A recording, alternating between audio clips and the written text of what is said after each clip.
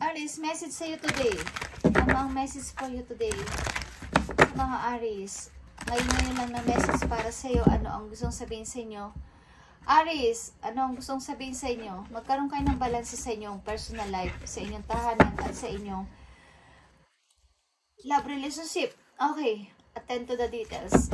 Aries, ano ang message for you today? Sa inyong kasalukuyan. Breathe through the tension. Okay, kayo ay natitense, Aries. Kayo ay natitense. Hindi ko alam kung ano, bakit kayo natitense. Kayo ba ay dealing sa Scorpio? May taong involved sa inyong Scorpio. Ano man yan? Okay, at saka sa Virgo. Aries, ano tong kayo ay natitension? Ano ang inyong problema? Ano ang inyong situation? Bakit kayo natitense? Bakit kayo natitense, Aries? Huminga kayo ng malalim, guys, at mag-refresh, okay? Malapit na maybe ang, yeah. Uy. May nagme-message sa inyo, kaya kayo natitense, Aries. Mukhang love message. Natitense kayo sa message na to, guys, sa isang person. Uy. Natitense kayo dito sa Two of Wands. Okay. Two person. Pinamimili ba kayo ng tao na to? Aries, bakit kayo natitense? Message sa'yo. Bakit ka natitense? Four of Cups. Okay. Sa incoming message, natitense kayo, guys. About sa message ito. Natitense kayo, Aries. Sa outcome message na hindi nyo alam kung ano ba to. Ano bang kahulugan ng message na to. Paano ba ako kakawala dito? Okay. Sa old and new situation, natitense kayo. Bakit kayo natitense? Aries, Nine of Cups. Okay. Maybe may pinapahalagahan kayong tao galing sa nakaraan, kaya kayo natitense. May nagme-message pa sa inyo galing sa nakaraan. Bakit kayo natitense? O nagkakaroon ng tension? Four of Pentacles. Okay. Someone is holding kasi sa nakaraan, maybe. Bagamat may magme-message sa inyo. Okay. Ito ay galing sa taong inyong iniwan maybe. O taong nahihirapan kayo sa tao na to pero mahal nyo pa rin at nagme-message or nagme-message kayo. Hindi ko alam, but natitense kayo dito. Okay.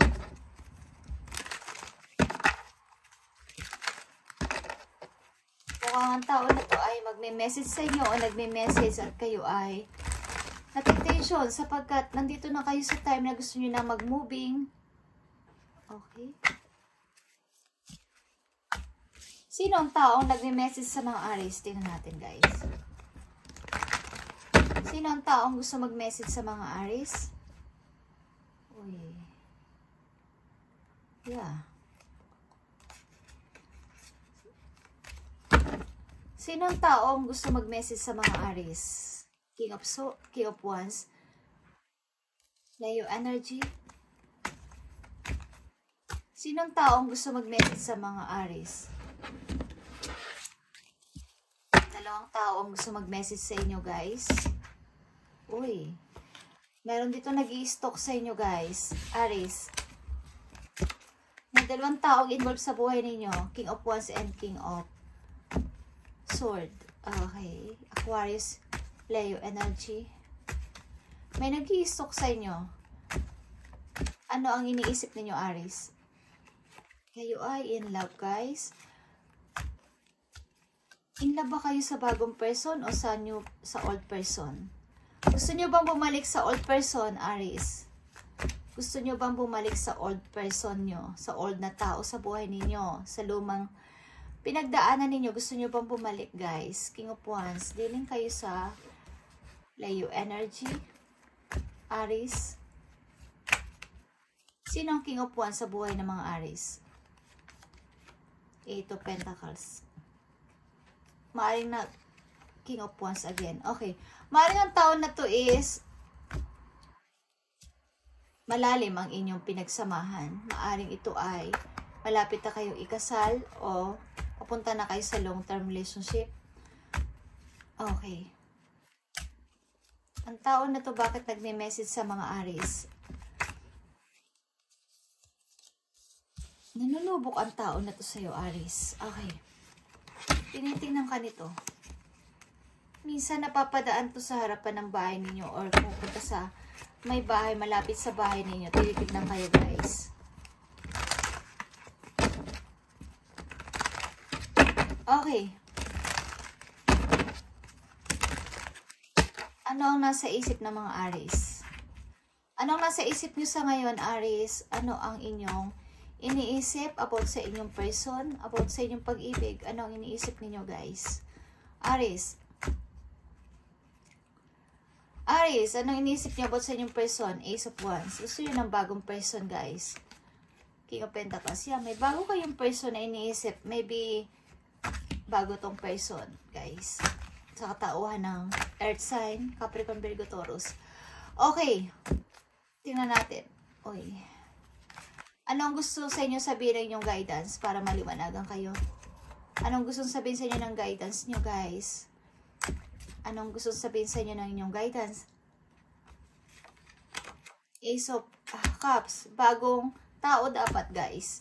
Bagong tao. May offer sa iyo ang iyong guidance. Mula sa heaven, bagong tao. Pagmumulan din ng iyong abundance, Aries. Five of Wands, okay. Papunta ka na doon sa goal mo. Maybe, na matagal mo na pinapangarap. At isa pa, Page of Sword, okay. More knowledge pa and more. Maaring kayo ay papunta sa pagmumubing, guys.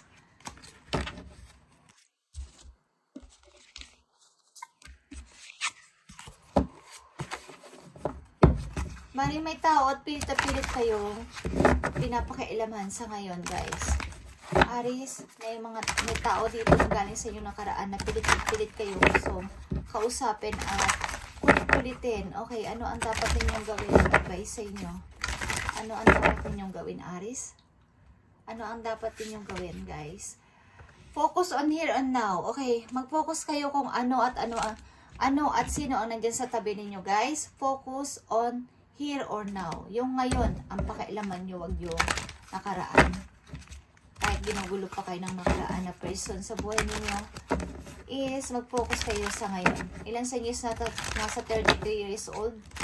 33 ang edad o 33 pataas? Okay. Hindi ko alam kung nagsama kayo ng tao na ng 3 years or 6 years. Okay. Mag-focus kayo kung sino ang nandyan sa tabi ninyo sa ngayon, wag yung nakaraan, Aries. Okay. Message sa'yo dito sa inyong abundance. Kung sakali makakapag-moving kayo, anong gusto sabihin sa inyo ng inyong guidance?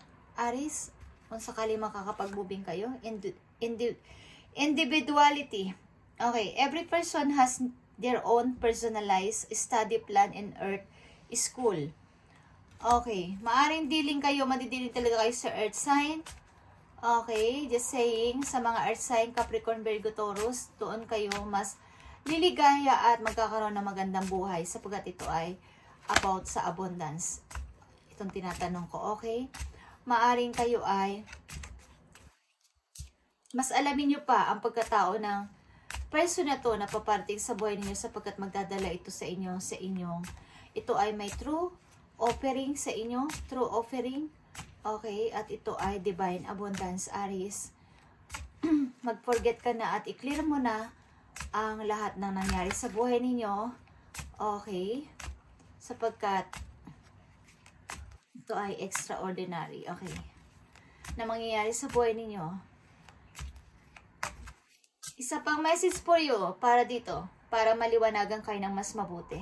Okay, about sa abundance ninyo. Love. Okay. Divine source in the idea that no person, place, or thing is your salvation, only love itself. Okay. Patunayan nyo sa tao na to na love ninyo ang inyong sarili at mamahalin kayo ng tao na to. Okay, mamahalin kayo ng person na to, na bagong person sa buhay ninyo, Aries. At maaaring kayo ay sinusundan ng inyong old person, yung dati ninyo nakarelasyon. Tinitingnan kung ano na ang nangyayari sa inyo. Minsan napapadaan ito sa bahay ninyo, sa may bintana ninyo, at tinitingnan kung ano na ang nangyayari sa inyong buhay sa ngayon. Okay, bagong person ang paparating sa inyo at nakatanda ito, guys. Mag-focus kayo here and now. Huwag yung nakaraan, Aries. Okay, isang message na napakahalaga para sa iyo today. At ito ang message for you, Aries. Huwag kayong matense. Okay, maaring may magpapadala sa inyo ng message galing sa taong inyong nakaraan na. Okay, at kukulitin kayo. Aries, okay. Kailangan mo dito mag-decide sapagkat siguro gusto mo ng happy family, but may bagong person dito ang maghahandog sa iyo ng bagong at masayang family. Okay. Kailangan mo mamili na dito kung old or new, Aries. Okay. Ilan sa inyo is nakatakda mag-travel? Okay, papunta sa person na pipiliin mo. Okay, nakatakda kayo mag-travel, punta sa person na pipiliin ninyo o pipili sa inyo. Tama na ang old. Okay, old na situation. Tama na. Nakabukas na ang gate, ang pintuan para sa inyong bagong journey.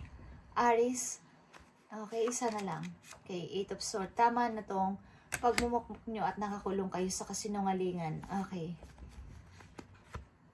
Dapat ka nang mag-enjoy sa iyong personal life, sa inyong material, okay? Material harvest ito, 9 of Pentacles, at magsaya, celebration, papunta sa taong ito.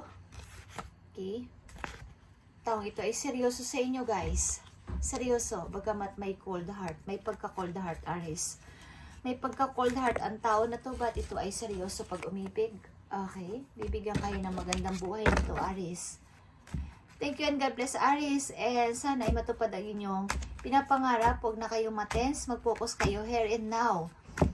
Okay, here and now. Huwag na yung sa luma. Offering. Okay. Bye-bye, guys, and God bless.